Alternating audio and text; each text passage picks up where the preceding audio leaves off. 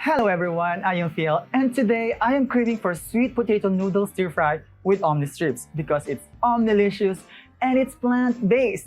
So, let's start cooking! First, cook the noodles. Drain. Quickly rinse with water and set aside. Combine all sauce ingredients. Mix until well combined. Saute shallots and garlic. Add Omni Strips. Saute for a minute. Add carrots, bell peppers, and bok choy. Saute until crisp tender. Add the noodles. Pour in the sauce. And toss to combine.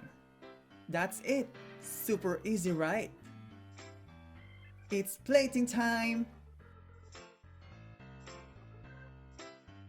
It's flavorful, full of veggies, and it's plant-based. Simply omnilicious. See ya!